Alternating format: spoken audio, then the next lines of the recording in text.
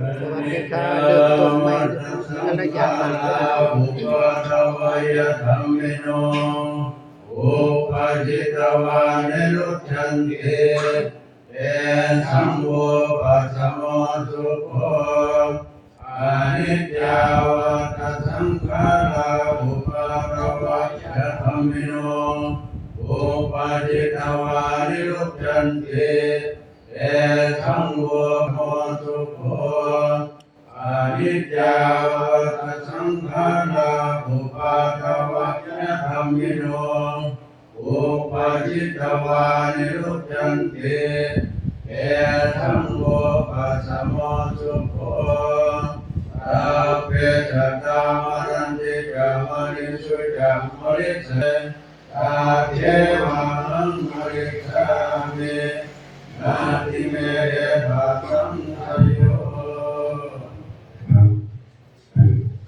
ไก่คอนั้นเพราะฉะนั้นเอาหน้ามาที่การบรรพุทธมังกรในห้องไหนเลยถึงแล้วเลยจากมาที่การนักกรแก้คอยที่ทำในเรื่องมากซึ่งนี้คือในห้องไหนผมไม่ได้เราเองตัวข้าตัวมาที่การบรรพุทธแต่ตัวที่ข้าเราเนี่ยเอามาทั้งสองอย่างเลยเอามาทั้งสองอย่างเอาอันแรกเข้าไปเอามาเข้าไปก็เลยเข้าไปอันแรกคือเป็นขั้นตอนครับผู้ใดเป็นตัวผ่านสามารถมาถวายได้ครับออกมาที่การเราจะถูกครับถวายเรื่องว่าการตรวจถวายเช่นนี้นะครับเรื่องถวายเอาอย่างนี้เรื่องไปเอาไปถวายวันที่ท่านเอาถวายวันที่ท่าน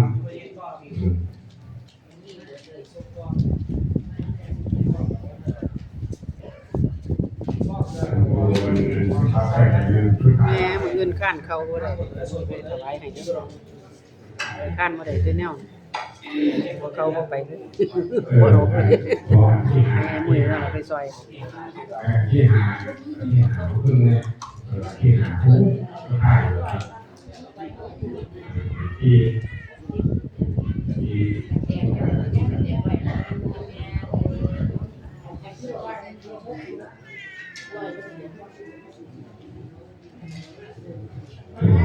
มันโผล่ข้าวไปเราถ้าพูดไปเราแค่พูดคือ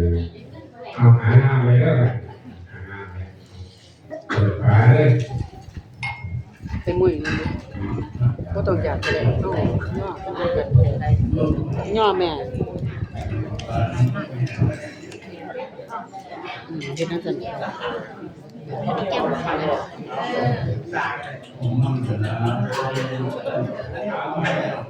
ไปหาตี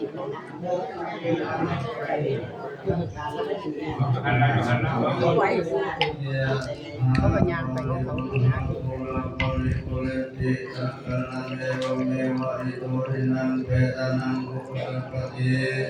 อิทิตังปฏิตังตุมหังคิปะเมวะตมิสตุสัพเพปุเรนตุสัพพะสัมโพนาโสยะถามณิโตติยโสยะถาอิโยวิวัชชันตุสัพพะโลกโภคินัสสะตุมาเตภวะวันตรายโยสุขิติอายุโกภวะอภิวาทนาสิริสเนยังวุฒาปัจจายโนจัตตารโอธรรมวัฏันติอายุวันโนสุขัง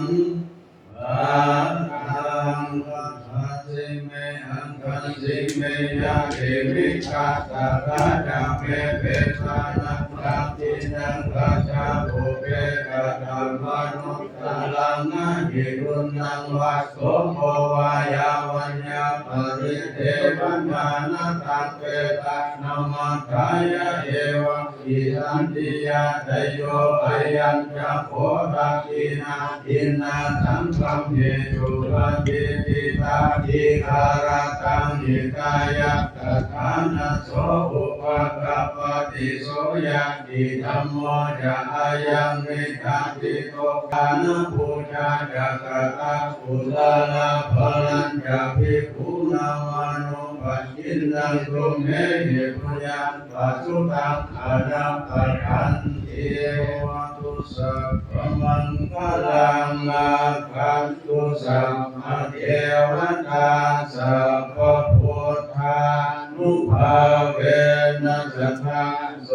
ติภวันตุเตภวตุสัพพมังคลังอาคันตุสัพพะเทวตาสัพพะธรรมานุภาเวนัสสะโสติภวันตุเตภวตุสัพพมังคลังอาคันตุสัพพะเทวตาสัพพะสังฆานุภาเวนัสสะโสติภวันตุเตอะระหังสัมมาสัมพุทโธภะคะวาพุทธังภะคะวันตังอะภิวาเทโยอะระหะโตภะคะวะตาธัมโมธัมมังนัมมัสสามิสุปฏิปันโนภะคะวะโตสาวกสังโฆสังฆังนะมามิครับมืออื่นนี่ก็เป็นขึ้นสุดท้ายเด้อครับพอดีครับมืออื่นอีกนี่มาที่กล่าวตัวที่ข้างเท่ากันนะครับก็ให้เอาที่นี่เลยที่นี่เพียงหน้าเข้าเนี่ยครับมืออื่นก็ได้เวลาโม่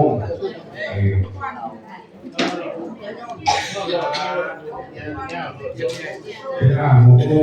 คอย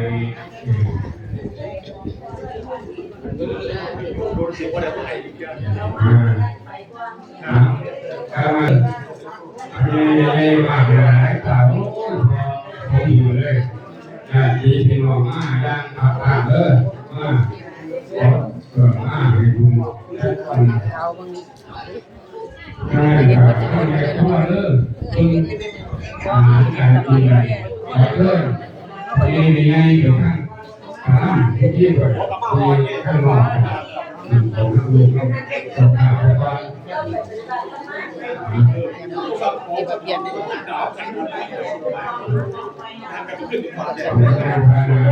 คุณแม่สภาพอ๋อพูดเรื่องแบบนี้ออกมา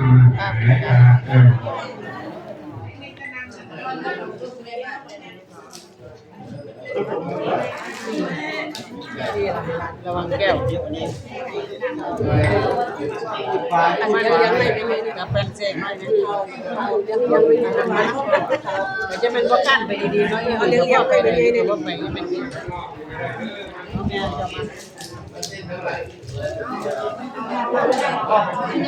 อันบ้านมาผีได้มัน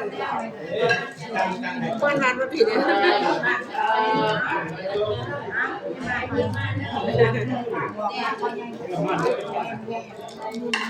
บ้านมาผีได้ม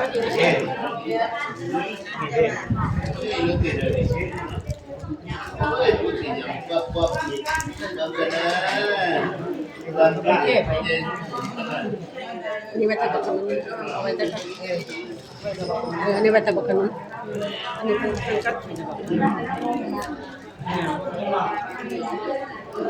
ก็ยังจะดูประหยัดนะก็ฝากเข้าไปแต่เนี่ยจะย่างไปเฮ็ดอย่าง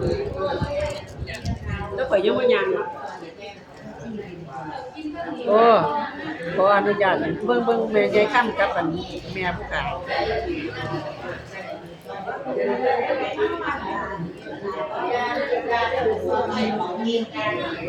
อย่าป่ะข่อยทายออกเนาะข่อยทายกี่พวกนอกลูกผู้แม่ยังไม่ไกลนี่ตัวต่อไปเล็กหน่อยเขาเห็นคลิปก็สิได้รู้ว่าพี่น้องนำนี่เนาะเจ้ายัดไม่ยัดเจ้าไม่ยัดนะ ซ้ำนี่ล่ะไก่ซ้ำนี่ล่ะ ยัดมาเอาไว้ใกล้ๆนี่นี่มันนี่อันนี้ไม่ใช่ค่ำเด้อ ไข่ พี่น้ เด้ อง ไข่เด้ อันนี้แม่เป็นน้องสาวไม่ใช่ค่ำ นี่แม่เฒ่า เอาไทยเอาทั้งหมดมันจังจะวางไม่ใช่ยักษ์กี่หรอกไม่ใช่ยักษ์กี่ที่เป็นแบบ เก็ดอย่าสิเก็ดเลยเด้อที่ว่าน้อยๆ ที่ จะ พ่ บ่ อเจ้าที่เป็น เอาไว้ว่า แม่ได้ยักษ์กี่ มาลงใส่กันจับนะครับ ปีเดียว3 ปีเนาะ85 86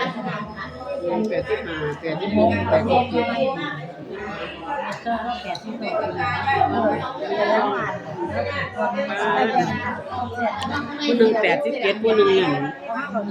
ไม่ใช่80เท่า89ปีว่าได้พ่อ90หรอ ไปแล้ววันนี้น่ะแม่ซ้อม อันนี้ไม่ใช่ค่ำ ยืนกัน2 ปีกับ นี่อีแม่ แม่ก็เลยก็ทักไปทั่วไปทั่วในงามปานนั้นคนนั้น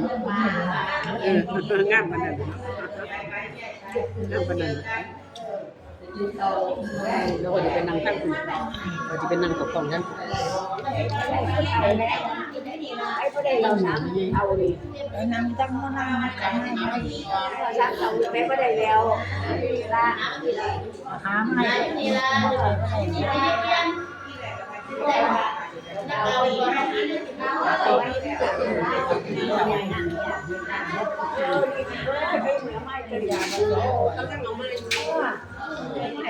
ดี๋ยวเสียงเลยข้ามหลังไป